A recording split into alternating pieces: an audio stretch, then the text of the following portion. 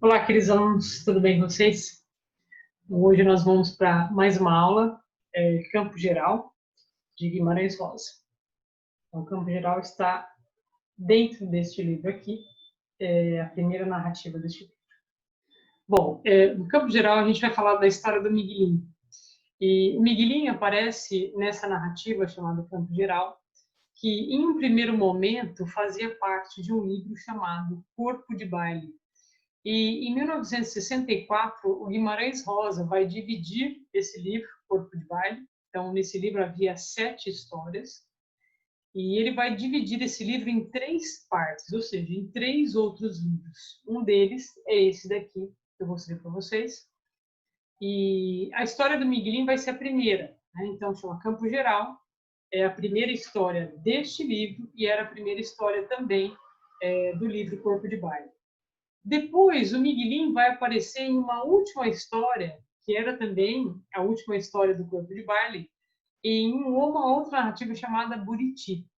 E lá a gente vai descobrir o nome do Miguelinho, porque em momento algum, nessa narrativa que nós vamos ler, né, que é o Campo Geral, o nome dele aparece, né? Então, nessa última narrativa, chamada Buriti, a gente vai descobrir que ele se chama Miguel. Bom, é importante a gente localizar, né, o Guimarães Rosa dentro do painel da literatura brasileira, e a gente sabe que ele faz parte da terceira geração, então chamada geração de 45 ou neomodernismo. Ele escreveu contos, novelas, romances e costuma ser tratado como regionalista, porque quase todo o trabalho dele nasce da observação de tipos, de costumes e da geografia do interior mineiro.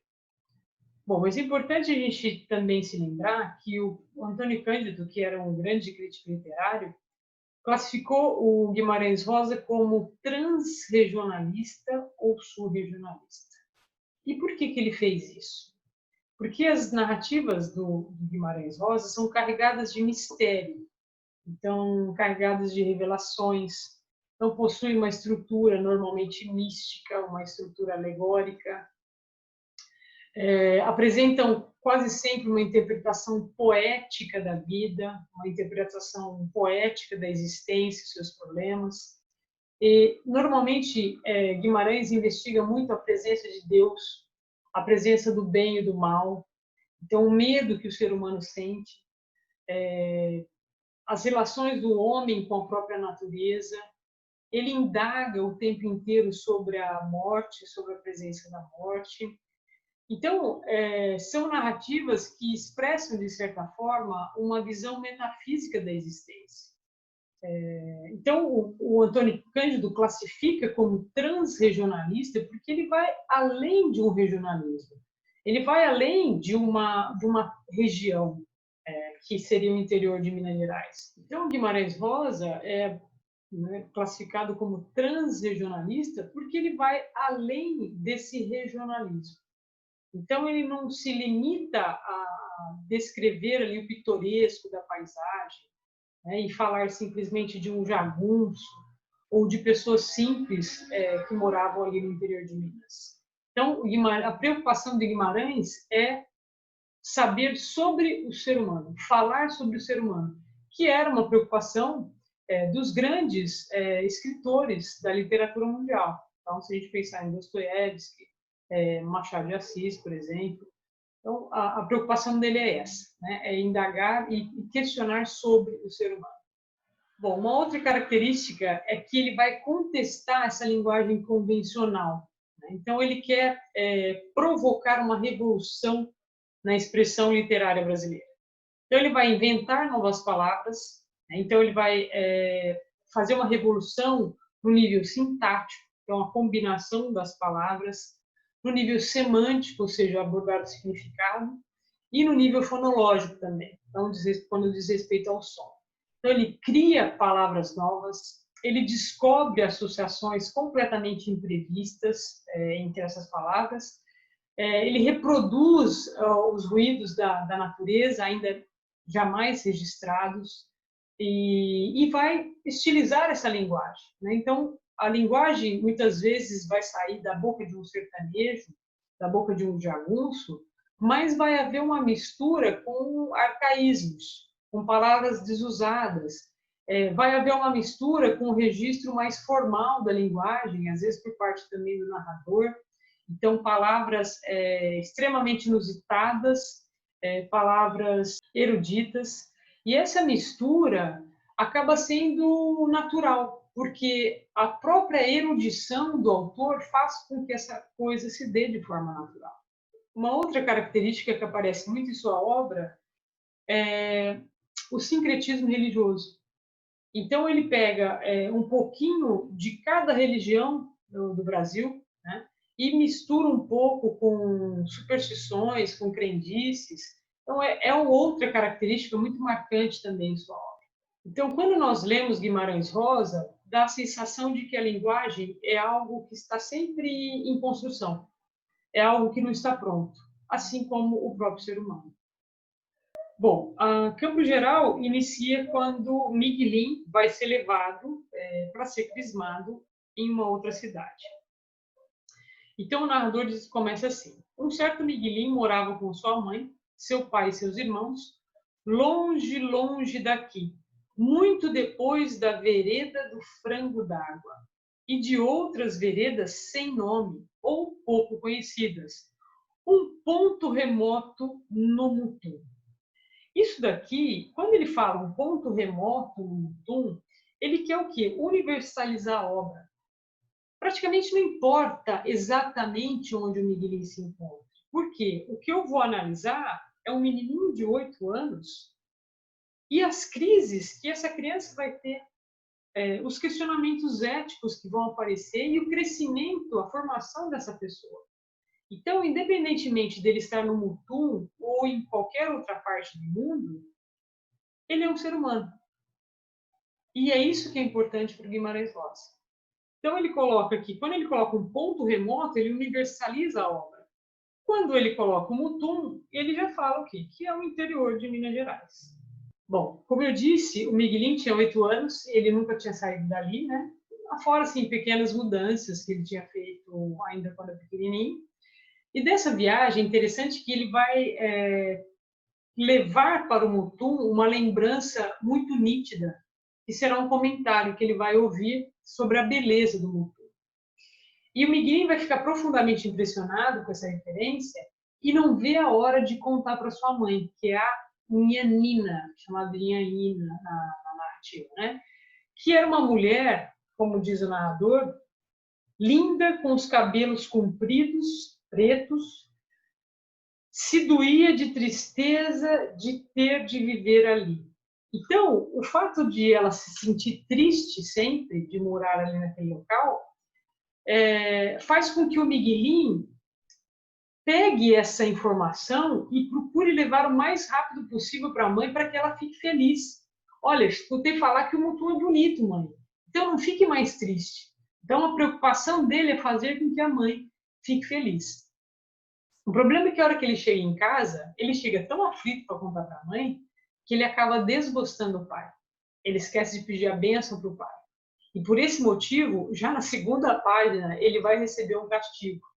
E não vai poder ir no dia seguinte e pescar com os irmãozinhos, né? Como o pai às vezes fazia com eles. Só que, em contrapartida, ele vai aprender a fazer arapuca com o tio Terês, né? Que é o irmão do pai. E o tio Terês vivia com eles ali, e foi o tio Terês que foi levá-lo para essa outra cidade, né? Esse outro vilarejo aí para ele crismar. Né? Então, o bispo passava por ali e ele acabou sendo crismado. Bom, a rotina da casa inclui ali os brinquedinhos, né, do Miguelin. Vocês vão perceber que vai aparecer sempre um diminutivo aqui na obra, né? Então, os brinquedinhos do Miguelin com seus irmãozinhos, e por ordem de idade, a Drelina, que é a Adrelina, a Chica, que é Francisca, né, ou Francesca, os mais velhos, depois, vem Miguelin, o Dito e o Tomezinho, né, que são menores que o Miguelin. E tem também um irmão chamado Liovaldo, que é mais velho que eles, e é o único que mora fora, né, não mora com a família. Então, ele mora na cidade com o irmão da mãe chamado Tio Osmundo. Na cozinha tem ali as empregadas, né? A Rosa, a Maria Pretinha, a Mãe Tina, elas preparam as comidas, tal. Ali nas cercanias vivem vários cachorros da família, e tem uma cadela em particular, que é Pingo de Ouro, a quem Miguelinho era muito apegado, só que o pai acaba dando a cachorra a uns tropeiros que passam por ali, né? Então a cachorra já estava velha, já estava cega, e os tropeiros vão pernotar nesse lugar. Depois o pai acaba dando a cachorra para esses tropeiros. E o Miguelinho fica muito chateado com essa situação. Bom, em um certo ponto da narrativa, a gente descobre que a Nhanina, que é a mãe do Miguelinho, tem um caso com o tio Terês. Então, isso vai causar uma grande confusão ali na família. O pai vai bater na mãe, o Miguelinho vai tentar interromper, né? Vai tentar impedir que o pai continue batendo na mãe, e ele vai terminar sendo castigado. A avó Isidra, que é a sua tia-avó, é quem toma a iniciativa de expulsar o tio Terês de casa. Então ele vai xingá-lo de Caim, né? Caim, personagem bíblico, né? Que matou o próprio irmão, Abel. E essa senhora, né? A avó Isidra, era tia da Nhanina. Então era avó por parte de mãe, né? Avó, tia-avó, na verdade, né? E ela dizia que a sua irmã, então a avó Bem-vinda, que seria a avó mesmo de Miguelinho, quando moça, ela tinha sido uma mulher à toa. E nessa noite tem uma grande tempestade ali. Então o Miguelinho e o Dito começam a conversar sobre o medo da morte. Então é interessante que eles começam a falar sobre a morte, né? Sobre o medo de morrer.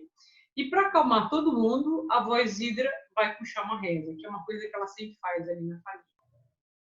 Interessante que nesse momento o Miguelinho gostaria que o tio Terês voltasse para casa, né? Que o tio Terês vai embora. E aí ele começa a conversar com o Ditinho. Então ele diz assim: ô Dito, você acha que o tio Terês vai voltar? Ele falou: olha, o pai volta, tio Terês não volta. E como é que você sabe, Dito? Sei não, eu sei. Miguelinho, você gosta de tio Terês, mas eu não gosto. Então, aqui o Dito, ele tem umas tiradas, ele diz algumas coisas interessantes. Parece que ele tem uma sabedoria milenar às vezes. Tanto é que ele vai ser chamado pela Rosa, né, que é uma das cozinheiras ali da casa, ele vai ser chamado de uma pessoinha velha com aparência de criança. Então, aqui é outra coisa que o Guimarães, que ele conheceu muito bem, a teoria platônica, né? Então, é interessante a gente começar a analisar essa personagem por esse prisma, porque parece que ele já viveu uma outra vida e foi reencarnado. Assim como a gente vê também na teoria platônica, ou também no próprio espiritismo. No dia seguinte, o seu Deográcias, que é um cara entendido de remédios, né, meio feiticeiro, mas que entende um pouco de remédio e tal, ele foi com o filho, Patori, né, visitar a família do Miguelinho. E ele queria, na verdade, pegar emprestado alguns mantimentos, cobrar ali um dinheiro, né? Ele era um cobrador de dívidas alheias, mas ele aproveita para aconselhar sobre a saúde do Miguelinho, que todo mundo acha que ele é muito magrelinho, né? Uma criança muito frágil e tal. E o Miguelinho começa a escutar essa conversa dos adultos. Depois de escutar essa conversa, ele começa a achar que ele vai morrer, né? E aí ele vai fazer uma promessa com Deus. Ele rezava pedindo, combinava com Deus um prazo que marcava. 3 dias. De dentro daqueles 3 dias, ele podia morrer. Se fosse para ser, se Deus quisesse. Se não, passados os 3 dias, aí então ele não morreria mais. Nem ficaria doente com perigo, mas sarava. 3 dias era curto demais. Doíam de assim tão perto. Então 10. 10 dias. Bem, como valesse de ser, dava espaço de amanhã principiar uma novena. 10 dias. Ele queria lealdoso. Deus aprovava. Bom, aí ele começa até a fazer contas no dedo, né? Que ele não sabe, ele é uma criança ainda, ele não sabia fazer contas. E aí chega o vaqueiro Jé, né, que estava sempre com eles ali, e fala assim: ô Miguelinho, por que você quer fazer conta, né? Você fechou data para se casar? Então ele começa a tirar sarro, né? Que vê o menino que está preocupado. E aí já tinham se passado 2 dias, e ele, por motivo nenhum, mas tinha deixado de principiar a novena e não sobrava mais tempo. Não dava. Deus Jesus, como é que havia de ser? Bom, ele começa a entrar em crise e aí finalmente chega o dia derradeiro, né? Então o narrador diz assim: hoje ele devia morrer ou não morrer, nem ia levantar da cama. De manhã ele já chuviscara um chororozinho. O travesseiro estava molhado. Morria. Ninguém não sentia que não tinha mais o Miguelinho. Morria. Como arterice de menino mau. E aí chegam, né, os irmãozinhos para acordá-lo. Miguelinho, mãe está chamando todos. Miguelinho não ia, não queria se levantar da cama. O que é que está sentindo, Miguelinho? Está doente? Então, tem de tomar purgante. Miguelinho, está mesmo doente? O que é que agora ele tem? Né? Então, perguntavam as pessoas ali da casa. E aí chega a irmãzinha, né? E diz para ele, né, depois de muita conversa ali: Miguelinzinho, meu irmãozinho, fala comigo, por que é que você está chorando? Que é que você está sentindo dor? Drelina pegara uma das mãos dele, de junto carinhava Miguelim na testa. Drelina era bonita de bondade. Sossega, Miguelim, você não está com febre, não. Cabeça não está quente. Drelina, quando eu crescer, você casa comigo? Caso, Miguelinho, demais. E Chica casa com Dito. Pode? Pode, de certo que pode. Mas eu vou morrer, Drelina. Vou morrer hoje, daqui a pouco. Quem sabe, melhor ficasse sozinho. E aí a menina se apavora, né? Ela vai chamar a mãe. Fala, minha Nina, mãe, acode ligeiro, o Miguelinho está dando excesso. E o Dito? Onde é que está o Dito? Bom, o Dito saiu correndo, ele viu que o Miguelinho não estava bem e foi chamar o seu Aristeu. Esse seu Aristeu é um cara assim muito alegre, sim. E ele chega ali também usava, né, umas ervas para curar doença e tal. E ele chega ali e ele é descrito pelo narrador da seguinte forma: seu Aristeu entrava. Bom, e aqui eu preciso fazer um parênteses. O narrador usa sempre o pretérito imperfeito, quando, na verdade, ele deveria, segundo, né, a gramática normativa, usar o pretérito perfeito do indicativo. Então, nós vamos ver que a maioria das cenas aqui, quando acontece alguma coisa de novo, então deveria usar, no caso aqui, seu Aristeu entrou, o narrador vai optar pelo imperfeito. Então, ó, seu Aristeu entrava. Então, dá a entender que a coisa acontecia sempre, mas na verdade não. Né? Então, ele está descrevendo algo que aconteceu nesse momento, que foi o quê? A chegada do seu Aristeu. Seu Aristeu entrava alto, alegre, alto, falando alto. Era um homem grande, desusado de bonito. Mesmo sendo roceiro, assim, e doido mesmo, se rindo com todos, fazendo engraçadas venhas de dançador. Vamos ver o que é que o menino tem. Vamos ver o que é que o menino tem. Ei, ei, Miguelinho, você chora assim, assim? Para cá, você ri para mim. Aquele homem parecia desinventado de uma história. O menino tem nariz, tem boca, tem aqui, tem um umbigo só. Ele sara, seu Aristeu. Bom de tudo é que tu tá. Levanta ligeiro e são, Miguelinho. E aí o Miguelinho vira para ele e fala assim: eu ainda pode ser que vou morrer, seu Aristeu. E aí o seu Aristeu fala: se daqui uns 70 anos sucede como eu, que também uma vez já morri. Morri sim, mas acho que foi morte de ida e volta. Te segura e pula, Miguelinho. Levanta já. Miguelinho, dividido de tudo, se levanta mesmo, de repente, não ia morrer mais, enquanto seu Aristeu quisesse. Todo ria, tremia de alegrias. Não disse, não falei, apruma mesmo durinho, Miguelinho, e dança hoje é das valsas. Todo mundo, boca que ria, mais ria. E aí o Miguelinho diz para ele, então eu não estou herético nem tísico, senhor Aristeu. Bate na boca por bestagem tão grande que disse, compadre meu Miguelinho, nunca que ouvi outra maior. Tísico nem não dá nesses gerais. Tipo assim, aqui, imagina, nesse lugar, né, morrer dessa forma, de jeito nenhum. Então, nesse momento, o Miguelinho começa a tirar da cabeça que ele ia morrer.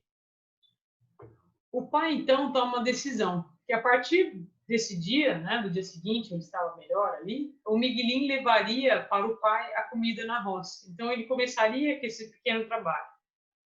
E o Miguelinho acaba gostando disso, porque ele percebe que o pai tem consideração por ele. Então, ele acha a coisa interessante. E aí ele começa a trabalhar, então, né, para o pai. Então, ele vai levar a comida, ele espera o pai comer e depois volta com um tabuleirinho na cabeça, né, que é a comida do pai. Da primeira vez, deu tudo certo. Ele até tentou conversar com o pai, mas eles não tinham muito diálogo. Então, ele fala que gostaria de trabalhar na roça também, se o pai achasse que ele devesse, né? Mas o pai não dá muita conversa, manda ele levar né, o tabuleirinho embora, tal.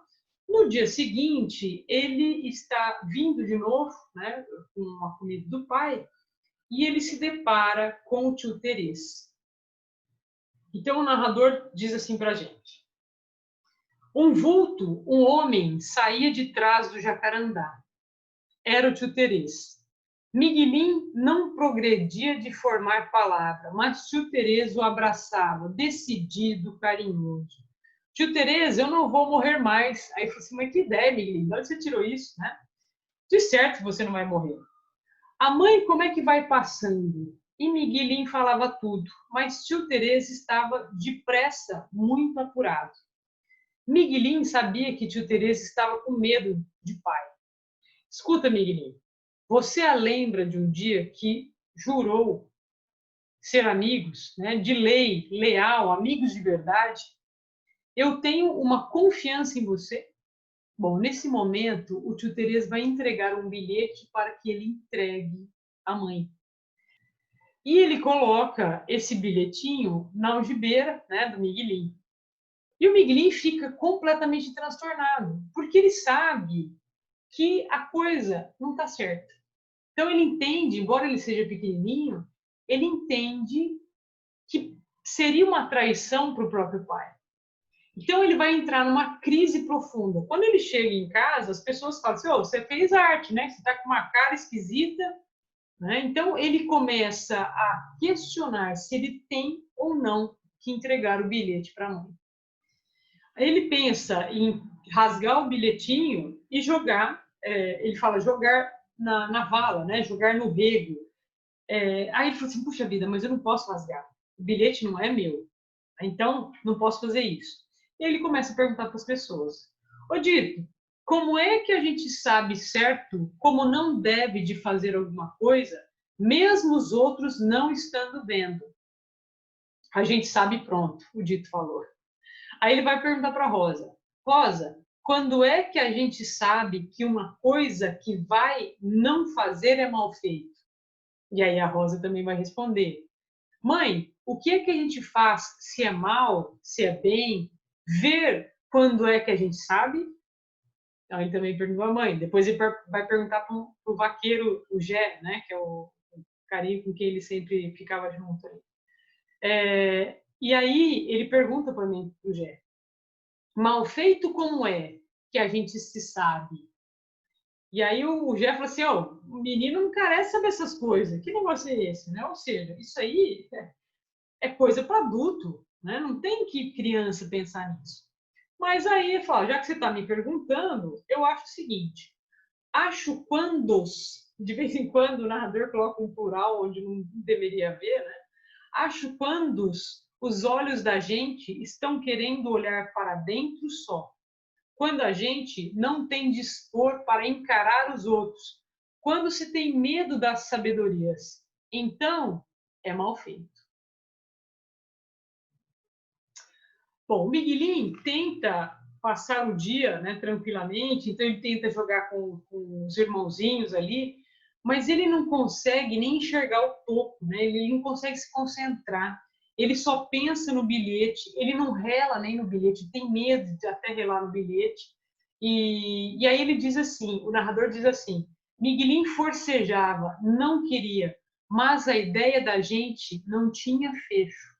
Então, a ideia, ou seja, o pensamento do homem não tem fecho. O pensamento do homem não tem cadeado, não tem o que o prenda. Quando a gente vê, ele já está voando por aí. E o tempo inteiro o Miguelin passa pensando na solução. Bom, ele vai ficar acordado, pensando, aí de vez em quando ele conversa com o Dito, e nesse momento o narrador diz assim, Miguelin queria merecer a paz dos passados. Ele bebia um golinho de velhice nesse momento. Então, nesse momento, Miguelin cresce. Porque ele é uma criança, mas ele está acontecendo uma coisa com ele que é o quê? Questionamento ético. O que eu tenho ou não de fazer? Então, nesse momento, ele cresce. Ele é uma criança, mas que deu o quê? Um salto. E aí o irmãozinho pergunta assim, ô Miguelinho, você não vai tirar a calça para dormir? E ele não quer tirar a calça, porque ele não quer nem relar no bilhetinho, né? E aí ele diz assim, ó, a mola não, Dito, estou cansado. Mas antes tinha carecido de lavar os pés. Por quê? Porque tem uma crendice que diz assim, o narrador diz assim, quem vai se deitar em estado sujo, urubu vem lavar. E aí ele fala assim, ele se arrepende, né? Ele fala, Dito, o que, Miguelinho? Nu só é que a gente não deve de dormir. Anjo da guarda vai-se embora. Então é uma outra crença. Mas calça a gente pode não se tirar. Ou seja, eu posso ficar com a calça, não acontece nada. Eu sei, Miguelinho. Dito, não tiro a calça hoje, pois porque foi uma promessa que fiz. Então ele quer, tadinho, justificar para o irmão. Ele não quer ser mal educado com o irmão. Mas ele está numa crise desgraçada, né? Ele não sabe o que fazer. Bom, o Dito vai acabar adormecendo e ele vai ficar com a mesma roupinha, né? Porque ele tem até medo, como eu disse, de relar no bilhetinho. No dia seguinte, ele vai levar a comida para o pai e é justamente o momento que ele vai ter que se encontrar com o tio Terês. Pai soubesse que ele tinha conversado com o tio Terês, ai, mortes, rezava. Tanto que amanheceu. Pai hoje estava capinando noutra roça. Ah, que era bom. Ou seja, putz, seria muito bom se a roça fosse para o outro lado. Mas a roça, onde, né, o pai está, é além daquele lugar que ele foi no dia anterior. Então o narrador diz assim, a outra roça era mais adiante, mas o caminho sendo o mesmo. Miguelin tinha por toda a lei de atravessar o matinho. Lá tio Terês estava em pé esperando. Miguelin carregava a cabeça no tabuleirinho e não chorava. Por fora ele não chorava. Tio Terês, eu entreguei o bilhete à mãe, mas mãe duvidou de me dar resposta. Ah, de jeito nenhum. Podia não. Era levantar falso a mãe. Não podia. Então ele começa a confabular. Ele começa a tentar, que desculpa que eu vou dar para ele agora? E aí ele vai, né, carregando o tabuleirinho e pensando na desculpa que vai dar para o tio Terês. Ai, meu Deus, mas e se fosse história, numa história contada, uma historiazinha assim, puxa vida, podia ser tudo mentira, mas não é mentira, é a vida, é a realidade. Então, olha que interessante, às vezes até a gente que é adulto se questiona, puxa vida, isso poderia ser uma história, né? Eu não poderia estar fazendo parte de um filme, mas não, é a minha vida. Eu preciso tomar uma decisão agora, que é o que ele precisa fazer nesse momento. E aí ele continua.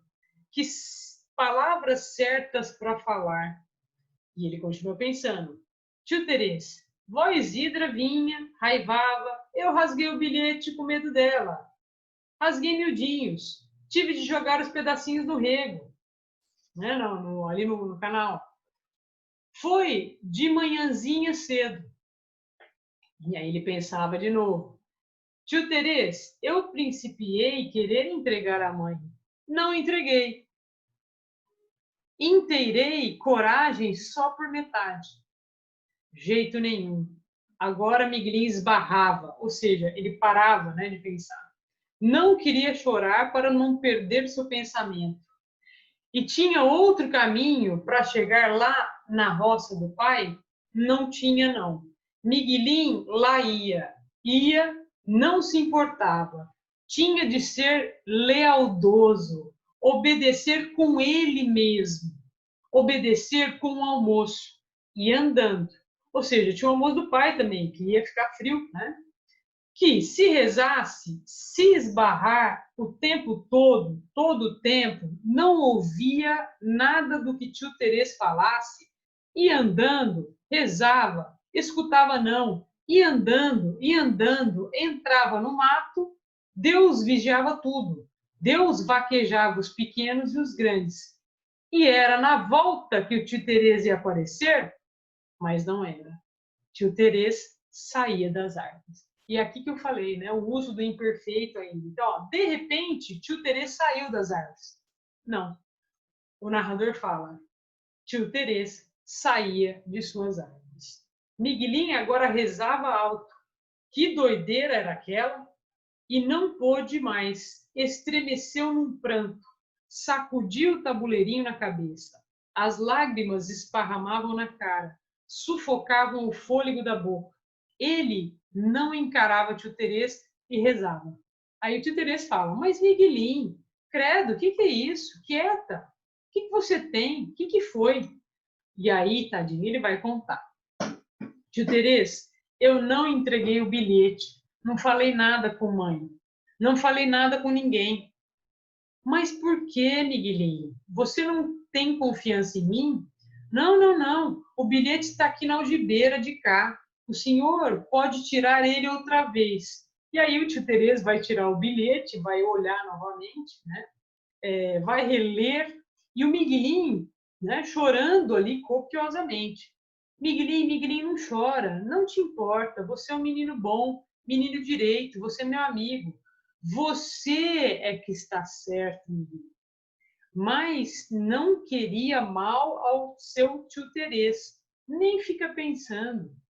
Ou seja, não queira mais mal ao tio Terês, né? Tio Terês falava tantas outras coisas, comida de pai não estava por demais esfriando. Tio Terês beijava Miguelinho de despedida, daí sumia por entre o escuro das árvores, conforme que mesmo tinha vindo. Então, ele acaba tomando a decisão justa, correta, e o próprio tio fala para ele, olha, você fez certo, né? Não devia ter feito isso com você. Né? Você é uma criança pequena, te coloquei numa situação, numa saia justa, mas que você mesmo conseguiu solucionar. Miguelinho andava aligeirado, desesfogueado, ou seja, ele estava afogueado, agora ele está desesfogueado. Não carecia mais de pensar. Então, finalmente, ele suspira, né, aliviado por ter tomado a decisão justa.